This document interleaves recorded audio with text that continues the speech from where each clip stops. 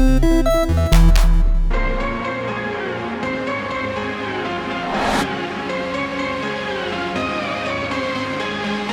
year has already been a stellar one for video game releases. You likely have a backlog of games that you haven't completed, and that's a good thing, because April is the first real down month for 2022. You know us at SIFTD, we tell you the truth even if it's not pretty. So while we've only found 9 games truly worth recommending in the next 30 days, a few of them are must-buys. Let's check them out. While we just learned that the sequel to Breath of the Wild has been delayed, again, let's not forget that LEGO Star Wars The Skywalker Saga has been in development for 5 years. It's not easy squeezing all 9 Star Wars flicks into one brick-built video game, but that's exactly what Traveler's Tales has done. Relive all the iconic moments in LEGO-fied comedic glory, using 300 different heroes and villains. It's the ultimate Star Wars video game, and is coming to every platform to make sure every fan can enjoy it. Sony's Hardball Simulation used to be a PlayStation exclusive, but all that changed last year with its debut on Xbox. It worked. The game sold far better than it ever has, despite being basically given away for free on Game Pass. Even though the real MLB season is delayed due to greed, this year's video game is crossing the plate right on time. With a brand new commentary team, tweaks to pitching and hitting, online cooperative play, new wrinkles for franchise mode, and a release for Nintendo Switch, the franchise has received a couple free agent pickups for 2022. Chrono Cross is one of Square Enix's most overlooked masterpieces. Well, if you talk to some people anyway.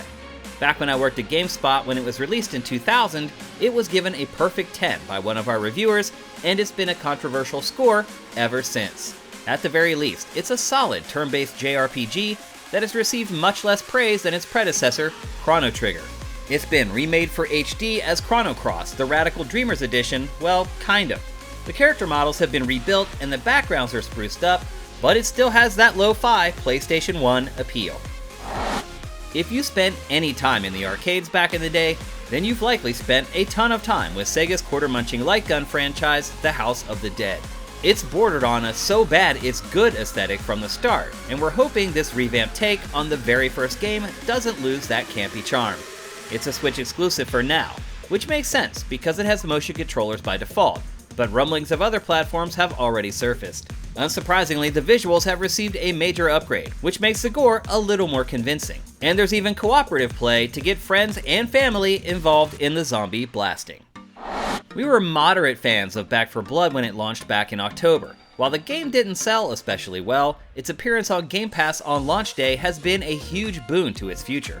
Sporting over 10 million players, its community is gigantic, and it's been waiting for new content. Enter the first real DLC expansion, Tunnels of Terror. Featuring 2 new playable characters, 8 skins, 3 new monsters, new weapons, and even a new PvE variant, there's plenty to sink your teeth into when this cooperative zombie blaster rises from the grave once more. Crotch rockets have failed to gain the same traction as their 4-wheeled counterparts when it comes to video games, but the MotoGP franchise won't give up. Year after year, it keeps improving, and 2022 is no different. While the base game hasn't been rebuilt, the small details that make the sport so interesting keep piling up. This year, players have more control over bike suspensions, while the tracks are enhanced with better reactions when riding over curves. The slipstream mechanic is more realistic, affecting tire and brake temperatures for both players and AI riders. And for the first time in series history, local 2-player split screen has been included. Online multiplayer also features crossplay support on consoles from different generations. It's authentic, accessible, and only a few things feel better between your legs. The Serpent Rogue is one of the most unique games to release in April. It's an action-adventure set in medieval times, but that's where the contrivances end. Evil is spreading across the land, but the Warden is on the way to stop it. That's you. Craft potions, tame wild animals, just be careful. Every action you make in this roguelite world has consequences. Leave too many items littered around an area and rodents will arrive. Leave bodies unburied and ghouls will be lured to their scent. Choose wisely and carry on. While we wait, and wait, for Vampire the Masquerade Bloodlines 2, another game in the same bloodline is about to be released. Blood Hunt is a free-to-play battle royale shooter set in the world of darkness. If you're tired of SMGs, assault rifles, and shotguns, perhaps vampire powers are more your speed. Though you do get the traditional weapons, going invisible, climbing vertical walls, super jumps, and more, give the game its own appeal. It's all set in dark, narrow alleyways, and while the play area does shrink like other Battle Royale games, its shape is random. While we can't 100% promise you'll have a bloody good time with it, we can promise it will be something different. And it's free to play, so the risk is minimal.